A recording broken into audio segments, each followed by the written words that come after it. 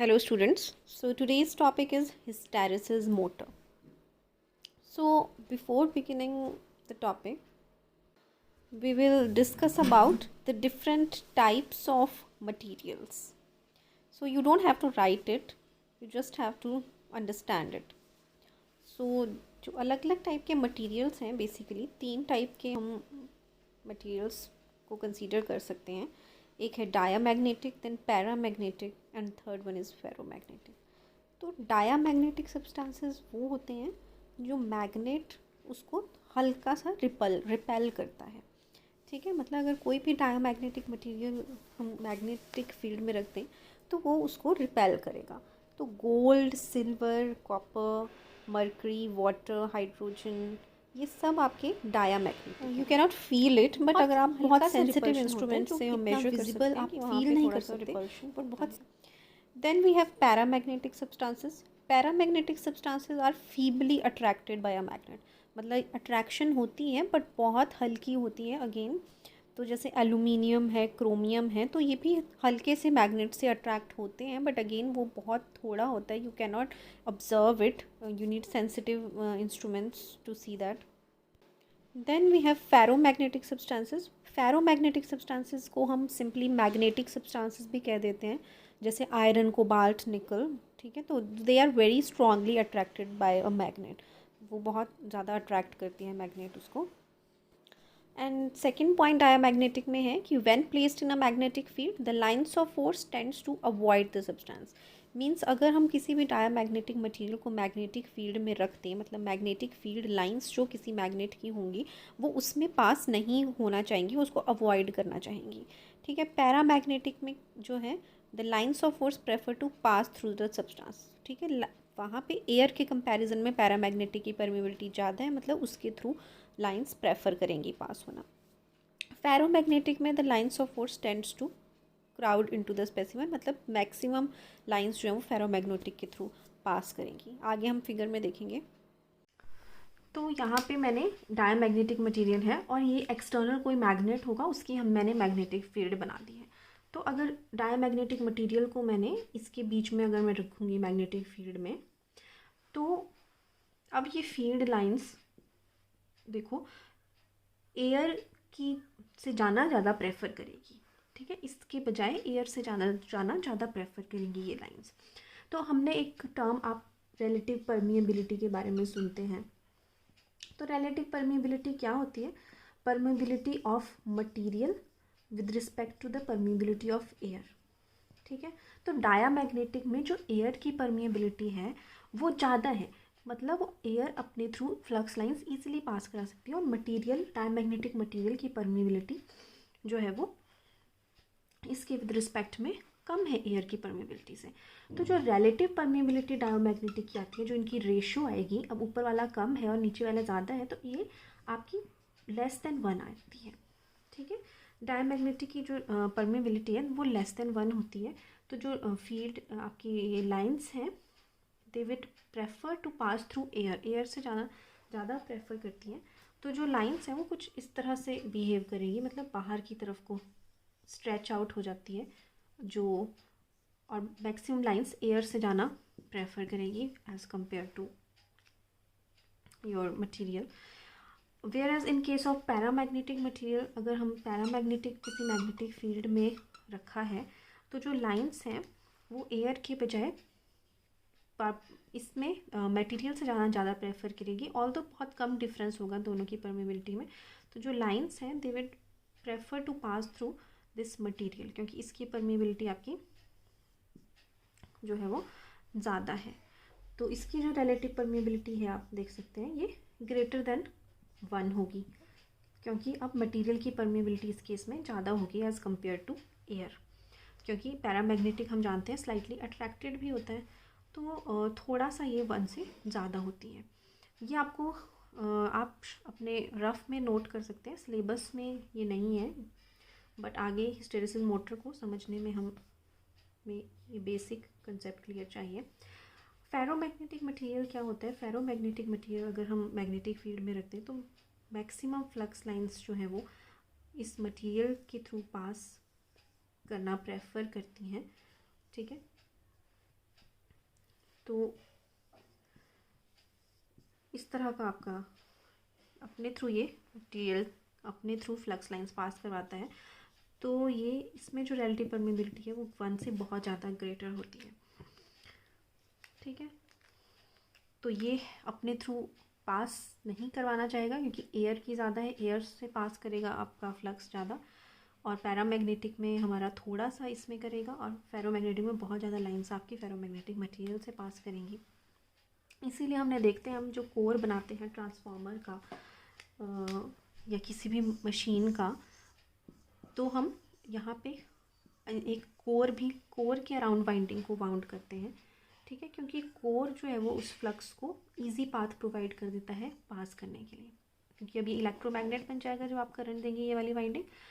तो अगर हम एयर रखें तो एयर ट्रांसफार्मर भी होते हैं, वहाँ पे कोई कोर नहीं होता, तो एयर ट्रांसफार्मर में लीकेज फ्लक्स ज़्यादा हो सकती है, यहाँ तक फ्लक्स नहीं पहुँच पाएगी। बट अगर हम कोर लगा दें तो कोर अपने थ्रू जो है वो फ्लक्स पास करवाता है और दूसरी साइड लिंक हो जाएगी। तो जो कोर है वो आपका फेरोमैग्नेटिक मटेरियल का बना होता है, क्योंकि वो उसकी रिलेटिव परमेबिलिटी आपकी। Now let's talk about magnets. तो मैग्नेट्स हम जानते हैं परमानेंट मैग्नेट भी हो सकता है और इलेक्ट्रोमैग्नेट भी हो सकता है। तो परमानेंट मैग्नेट की बात करते हैं। तो परमानेंट मैग्नेट किस मटेरियल से बनाया जाता है, तो जिसको हम मैग्नेटाइज कर सकें, ठीक है। तो it is made from material that can be magnetized and creates at magnetic field. तो अब बात है कि कौन से मटेरियल को हम मैग्नेटाइज कर सकते हैं। तो जो हमने अभी डिफरेंट कैटेगरीज ऑफ मटेरियल्स पढ़ी, हमने पैरा, डाया एंड फेरो। तो इनमें से हमने देखा कि पैरा अट्रैक्ट करता था बट बहुत feebly, and dia was repellent, and ferro बहुत स्ट्रांगली अट्रैक्ट करता था। तो फेरोमैग्नेटिक जैसे आयरन फेरोमैग्नेटिक है, तो अगर हम मैग्नेट के नज़दीक आयरन को रख दें तो आयरन अट्रैक्ट हो जाता है मैग्नेट से, ठीक है। तो ये जो मैग्नेट है ये भी आयरन ही है बेसिकली, ओके, पर उसको हमने स्पेशल प्रोसेसेस से हमने उसको मैग्नेट में कन्वर्ट कर दिया है। तो बेसिकली जो मैग्नेट है वो फेरोमैग्नेटिक मटेरियल से ही बनता है, और फेरोमैग्नेटिक मटेरियल वो होते हैं जो मैग्नेट जिनको अट्रैक्ट करता है। और ये नेचुरली भी अक्कर करते हैं, नेचुरल भी होते हैं कुछ टाइप के मैग्नेट्स। तो जो नेचुरल मैग्नेट है मोस्ट कॉमन वो लोड स्टोन है, ठीक है, ये नेचुरली मैग्नेट होता है। और जो आर्टिफिशियल मैग्नेट है वो हम फेरोमैग्नेटिक मटेरियल्स को ही मैग्नेटाइज करके, फॉर एग्जांपल आयरन, उसको ही हम मैग्नेटाइज करके जो है कन्वर्ट करते हैं मैग्नेट में। तो यहाँ पे डिफरेंट मेथड्स हैं कैसे हम कन्वर्ट करते हैं। आपको लिखने की ज़रूरत नहीं है, जस्ट आप नॉलेज के लिए पढ़ सकते हैं, विकीपीडिया का ही एक स्क्रीनशॉट है। तो फर्स्ट है कि हीटिंग द ऑब्जेक्ट, मतलब आप फेरोमैग्नेटिक मटेरियल को ग्रेटर देन क्यूरी टेम्परेचर अगर इंक्रीज़ करते हैं और कूल करते हैं उसको मैग्नेटिक फील्ड में, और हैमर किया जाता है तो उससे उसके उसमें वो परमानेंट मैग्नेट में कन्वर्ट हो जाता है। देन सेकेंड इज़ अगर हम किसी placing the item in an external magnetic field will result in the item retaining some of the magnetism on removal, कि अगर हम किसी फॉर एग्जांपल आयरन को हम मैग्नेट की फील्ड में रखते हैं, मैग्नेट के पास रखते हैं, तो कुछ टाइम के लिए आपका आयरन भी अब मैग्नेट में कन्वर्ट हो जाता है जब तक कि उसको एक्सटर्नल मैग्नेटिक फील्ड में रखा गया है। तो आप डिफरेंट मेथड्स की स्टडी कर सकते हैं नेट पे अपनी नॉलेज के लिए कि कैसे मैग्नेट पर कन्वर्ट किया जाता है फेरोमैग्नेटिक मटेरियल को। तो बेसिकली फेरोमैग्नेटिक मटेरियल आपने स्टडी किया होगा कि 2 टाइप्स के होते हैं, there are soft ferromagnetic materials and there are hard ferromagnetic materials. तो सॉफ्ट फेरोमैग्नेटिक मटेरियल्स क्या होते हैं, तो अभी हमने स्टडी किया कि जैसे कोई मैग्नेट है, उसके नज़दीक अगर आप आयरन का पीस रख दो या कोई फेरोमैग्नेटिक रख दो तो वो भी आपका कन्वर्ट हो जाता है जब तक मैग्नेटिक फील्ड में होगा वो। Then it also behaves like a magnet, वो भी मैग्नेट की तरह बिहेव करता है, ठीक है, और ये अट्रैक्ट होगा इसकी तरफ and it will also become like a magnet only.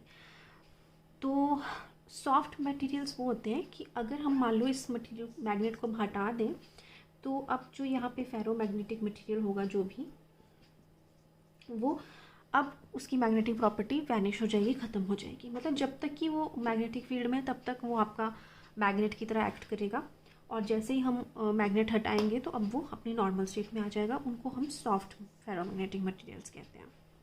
And there are hard ferromagnetic materials होते हैं कि अगर मान लो हमने उसको मैग्नेटिक फील्ड में रखा है, ठीक है, ये मैग्नेटिक फील्ड आपकी नेचुरल भी हो सकती है, इलेक्ट्रोमैग्नेट की वजह से भी हो सकती है, किसी भी तरह से अगर हमने फेरोमैग्नेटिक मटेरियल को मैग्नेटिक फील्ड में रखा है, देन अगर हम उसको अब हटा दें इस मैग्नेटिक फील्ड को, तो भी इसमें कुछ ना कुछ इसका मैग्नेटिज्म रिटेन रहता है, ठीक है। तो वो हार्ड मटेरियल्स हैं। आपने हिस्टेरेसिस लूप अब भी पढ़ा होगा, तो उसमें हम डिस्कस करते हैं। तो BH कर्व है ये,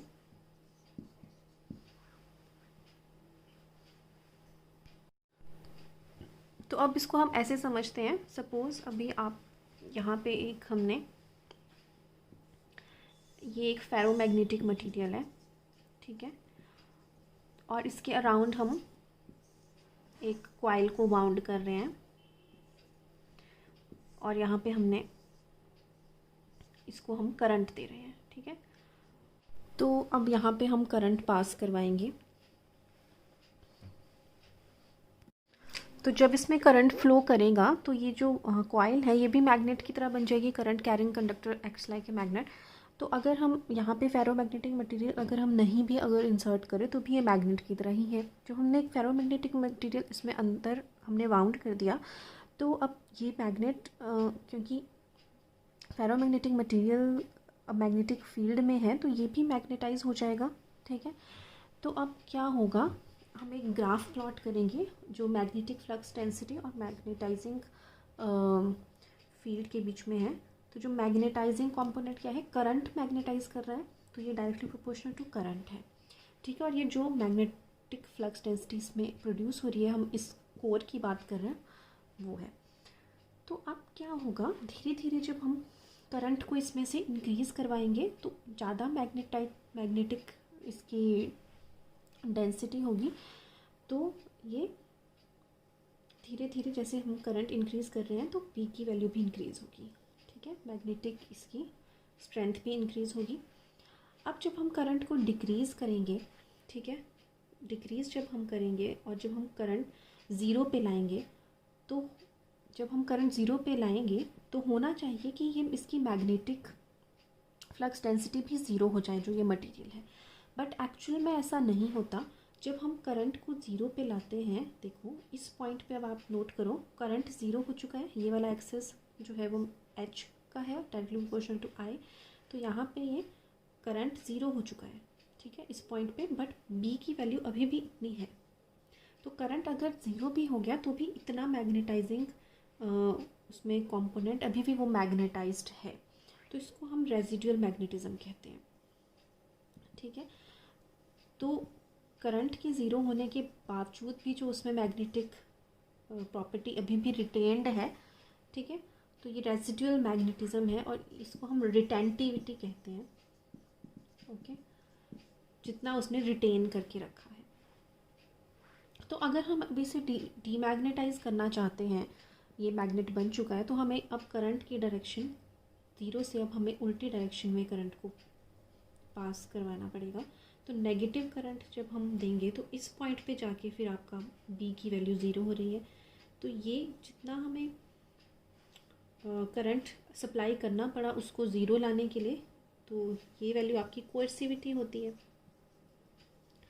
तो अगेन नेगेटिव डायरेक्शन में भी अब हम करंट नेगेटिव डायरेक्शन में बढ़ेगा तो नेगेटिव डायरेक्शन में वो मैग्नेटाइज होगा, और जब करंट हम नेगेटिव डायरेक्शन में डिक्रीज़ करवाएंगे और ज़ीरो लाएंगे तो वो कम्प्लीटली ज़ीरो नहीं होगा, B की वैल्यू बच जाएगी, करंट की वैल्यू यहाँ पे ज़ीरो हो चुकी है, तो इतना दोबारा से रिटेन हो गया। इसको अगेन ज़ीरो लाने के लिए हमें करंट अब उससे ऑपोजिट डायरेक्शन में हम इंक्रीज़ करेंगे, तो और ये साइकिल कंटिन्यू रहता है। तो बेसिकली हमने करंट इंक्रीज़ किया तो पी की वैल्यू इंक्रीज़ करी, और जब करंट डिक्रीज़ किया तो सेम पाथ फॉलो नहीं किया उसने, थोड़ा सा ये करंट यहाँ पे ज़ीरो तो हो गया बट मैग्नेटिक फील्ड अभी ज़ीरो नहीं हुई है, तो मतलब मैग्नेटिज्म इसने रिटेन कर लिया, ठीक है, करंट की ज़ीरो होने के बावजूद भी। तो ये आपका हिस्टेरेसिस कर्व होता है। तो अब एक दो टाइप के आपके फेरोमैग्नेटिक मटेरियल्स होते हैं, एक हार्ड और एक सॉफ्ट, ये हमने अभी डिस्कस कर लिया। तो हार्ड जो होते हैं वो मतलब मैग्नेटाइजिंग फोर्स उसकी ज़ीरो भी हो गई है तब भी वो रिटेन करके रखते हैं। और सॉफ्ट जो है वो अगर एक बार हमारा करंट ज़ीरो हो जा रहा है या मैग्नेटिक फील्ड जो उसको मैग्नेटाइज कर रही है वो ज़ीरो हो जाए तो वो डीमैग्नेटाइज भी एकदम हो जाते हैं। तो सॉफ्ट मैग्नेटिक मटेरियल का आपका जो हिस्टेरेसिस कर्व है वो कैसे बनना चाहिए? अगेन आप करंट इंक्रीज़ कराएंगे तो मैग्नेटिक फील्ड इंक्रीज़ होगी, पर जब आप करंट डिक्रीज़ कराएंगे तो बहुत कम इसमें रेजिडुअल मैग्नेटिज्म बचता है, ठीक है, बहुत थोड़ा। तो इसका जो कर्व है, अगर हम सॉफ्ट मटेरियल्स की बात करें तो हिस्टेरेसिस लूप बहुत ही नैरो बनता है, उसका बहुत कम एरिया बनता है, इतना बहुत माइन्यूट सा रेजिडुअल मैग्नेटिज्म होता है। और हार्ड मटेरियल्स में ज़्यादा रेजिडुअल मैग्नेटिज्म बचता है। तो हम हार्ड मटेरियल्स का यूज़ परमानेंट मैग्नेट बनाने में करते हैं, ठीक है।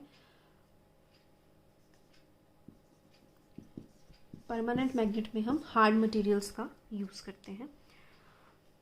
तो आप इसके बारे में और ज़्यादा स्टडी कर सकते हैं। So now we will discuss hysteresis motor. तो इसके आपको नोट्स बनाने हैं।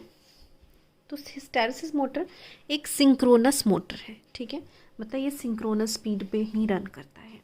जैसे कि इंडक्शन मोटर की जो स्पीड है वो सिंक्रोनस स्पीड के बराबर नहीं होती। Induction motor is a non synchronous motor, but hysteresis motor is a synchronous motor. And second point है कि it does not require DC excitation to the rotor. अगर हम सिंक्रोनस मोटर की बात करें तो सिंक्रोनस मोटर में हम इधर आपका 3 फेज सप्लाई अगर हम स्टेटर में दे दें, ठीक है,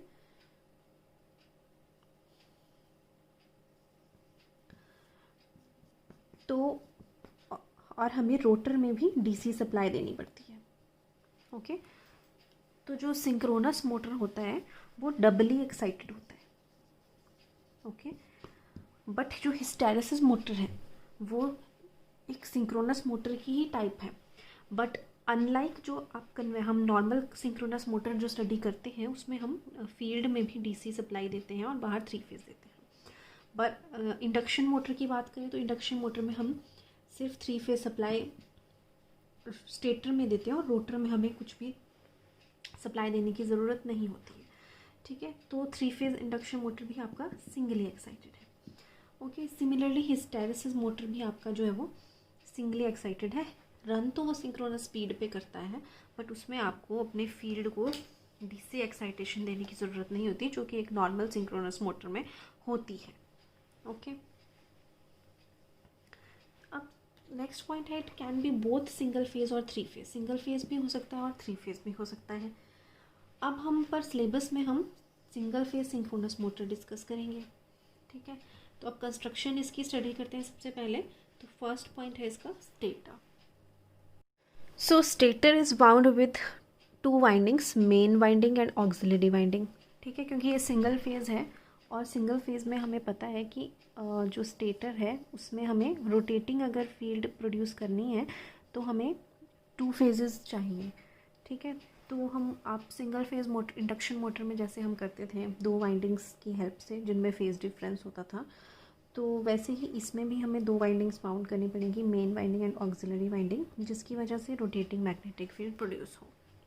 अगर हमारा 3 फेज़ इंडक्शन हिस्टेरेसिस मोटर होता तो 3 फेज़ हिस्टेरेसिस मोटर में आपको कोई भी ऐसे 2 वाइंडिंग्स की ज़रूरत नहीं पड़ती, क्योंकि 3 फेज़ जो सप्लाई है उसकी वजह से मैग्नेटिक फील्ड ऑलरेडी रोटेटिंग होता है, ये तो आपको जानते हैं, ठीक है।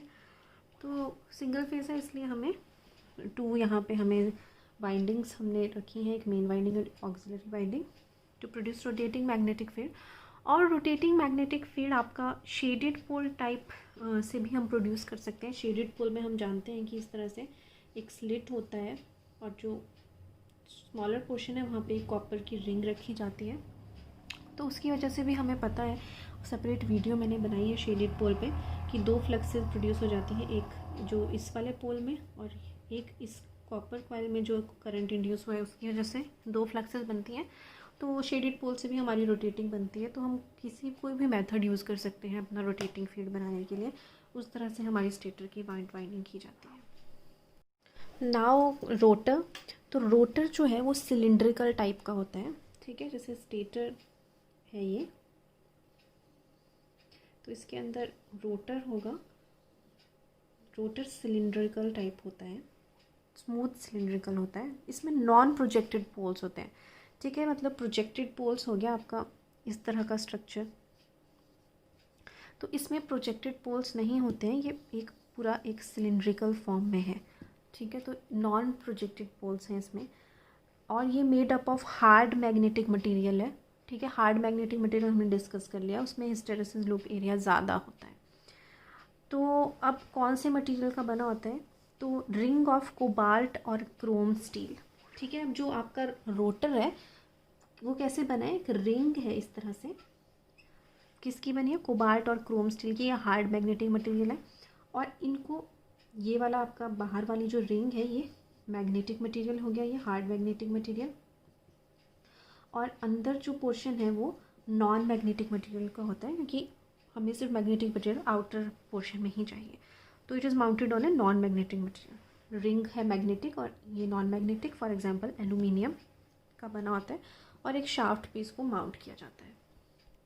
Now let's discuss the working principle of single phase induction hysteresis motor. तो हम जानते हैं कि हिस्टैरिसीस मोटर एक सिंक्रोनस मोटर है। तो जब इसको स्टार्ट किया जाता है तो एक सिंगल फेज इंडक्शन मोटर की तरह स्टार्ट होती है ये, और रनिंग कंडीशन में ये सिंक्रोनस मोटर की तरह बिहेव करती हैं।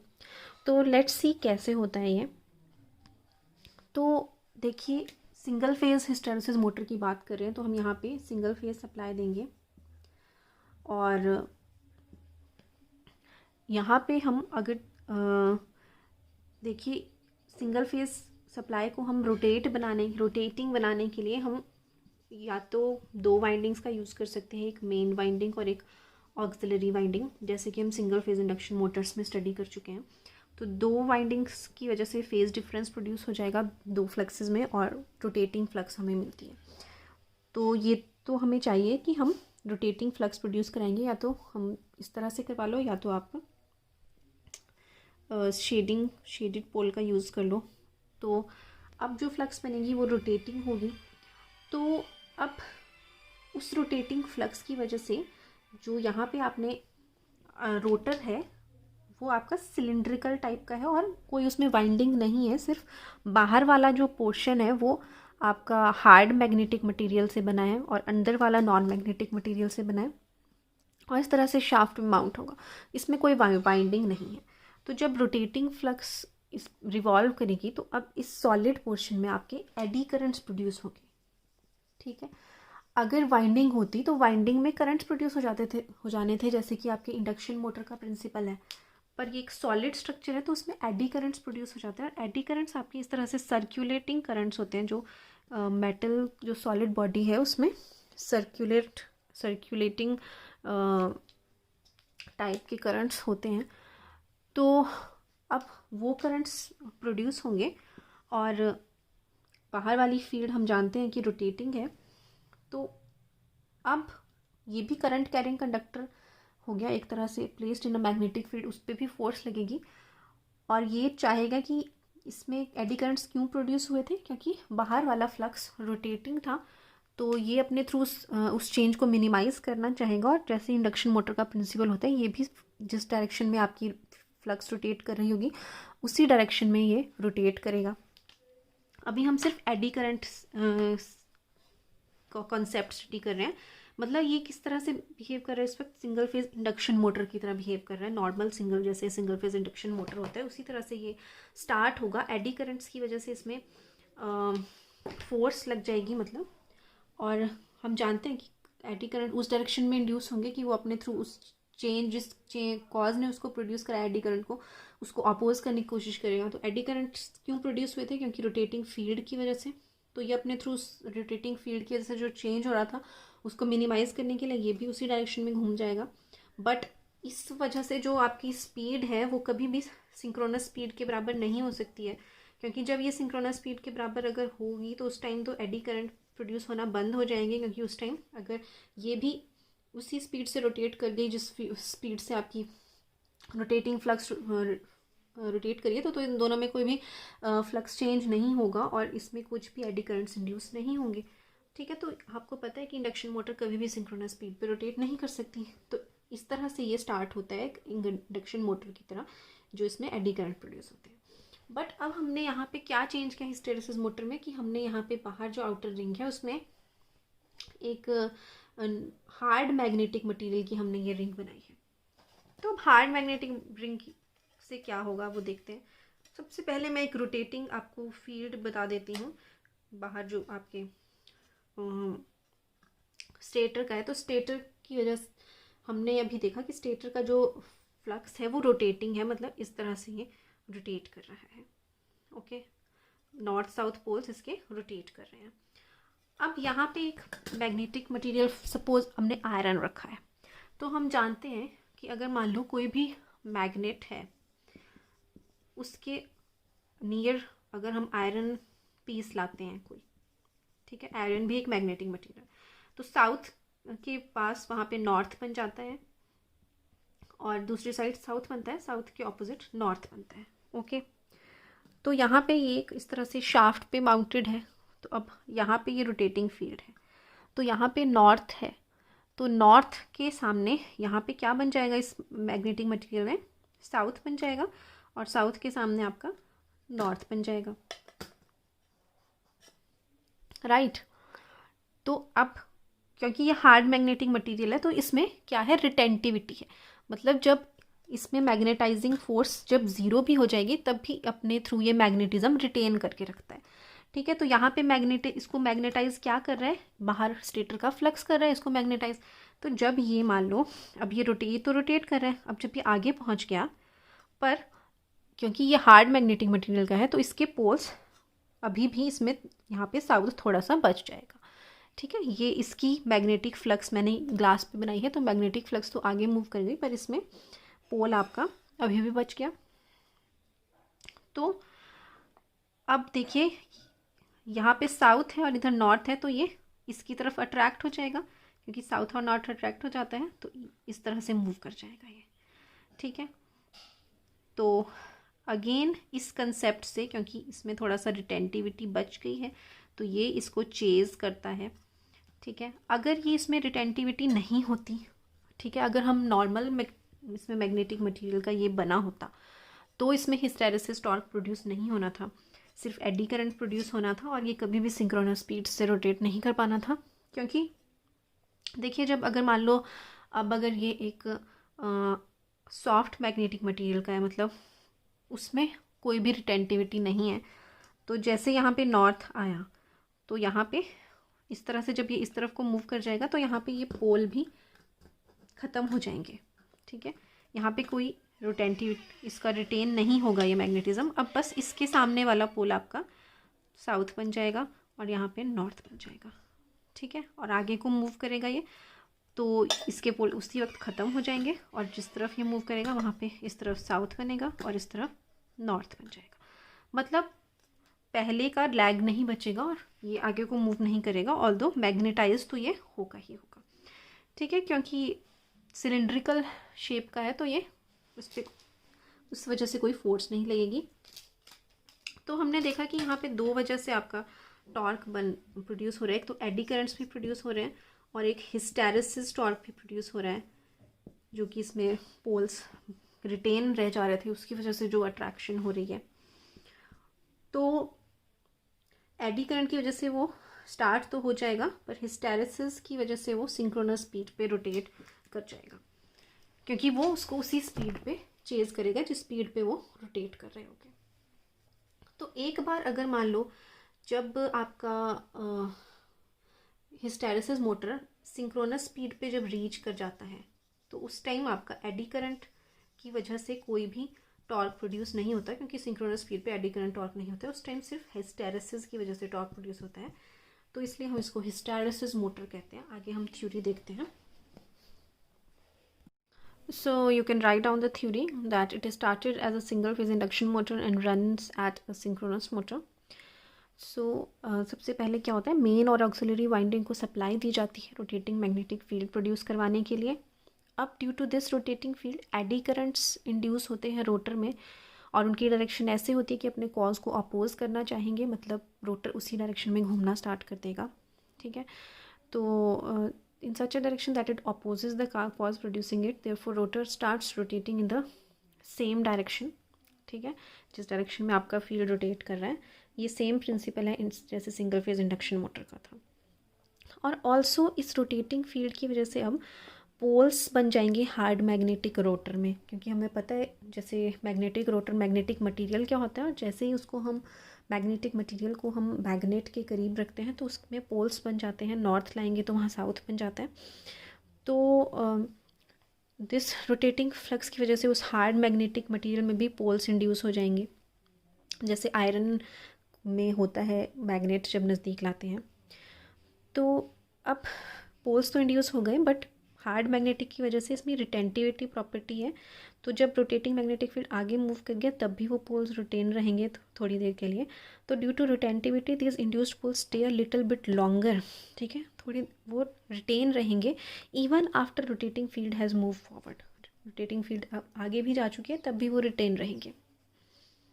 Now after that you have to write that due to this, क्योंकि रेजिडुअल मैग्नेटिज्म की वजह से rotor poles gets attracted towards the rotating stator poles, क्योंकि स्टेटर की जो रोटेटिंग फील्ड है उसकी तरफ वो अट्रैक्ट हो जाएंगे. तो ये जो टॉर्क है जो रिटेंटिविटी की वजह से प्रोड्यूस हो रहा है, that is known as hysteresis torque. So initially the rotor starts due to the combined effect of hysteresis torque and torque due to eddy currents, दोनों की वजह से रोटर स्टार्ट होता है.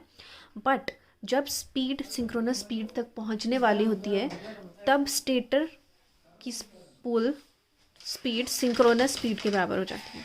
ठीक है, तो when the speed is near the synchronous speed the stator pulls the rotor into synchronism means, और यू कैन राइट कि stator pulls the rotor and rotor starts rotating at synchronous speed. तो synchronous speed पे eddy current zero हो जाएंगे क्योंकि flux cutting action zero हो जाएगा. तो उस टाइम सिर्फ हिस्टैरिसीस टॉर्क प्रेजेंट हो जाता है.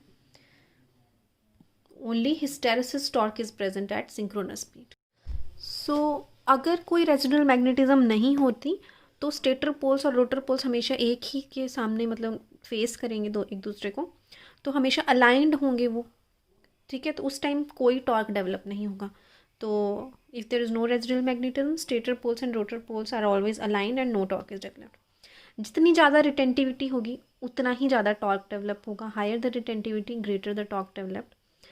और हिस्टेरिसिस टॉर्क कांस्टेंट रहता है सभी स्पीड पे. ठीक है, उसकी वैल्यू चेंज नहीं होती स्पीड से, बस रिटेंटिविटी के ऊपर डिपेंड करती है. तो क्योंकि इसमें मैग्नेटिक लॉकिंग हो जाती है, नॉर्थ और साउथ पोल अट्रैक्ट करते हैं, जो लिंगरिंग पोल्स हैं उनको अट्रैक्ट करेगा रोटेटिंग फील्ड जो है, तो मैग्नेटिक लॉकिंग का प्रिंसिपल है. तो हिस्टेरिसिस मोटर या तो सिंक्रोनस स्पीड पे रन करता है या तो बिल्कुल भी रन नहीं करता है. ठीक है, जो भी मोटर हिस्टेरिसिस होगा स्टार्ट वो बेशक इंडक्शन मोटर की तरह होगा बट ऑलवेज वो सिंक्रोनस स्पीड रीच करेगा. तो ये मेन इंपॉर्टेंट पॉइंट्स हैं आपके हिस्टेरिसिस मोटर के. Now let's discuss the applications of hysteresis motor. तो सबसे बड़ी एडवांटेज है नॉइजलेस ऑपरेशन है, क्योंकि हिस्टेरिसिस टॉर्क कांस्टेंट होता है और उसका कंस्ट्रक्शन भी इस तरह से है कि उसमें नॉइज़ बहुत कम होती है प्रोड्यूस. तो इसलिए हम इस मोटर को sound recording instrument, sound producing equipment, record players, tape recorders, electric clocks, teleprinters, timing devices, इन जगहों पे यूज़ करते हैं क्योंकि जहाँ पे हमें नॉइज़ बहुत मिनिमम चाहिए. तो ये मेन एप्लीकेशंस हैं हिस्टेरिसिस मोटर की. So that was about today's lecture. Thank you.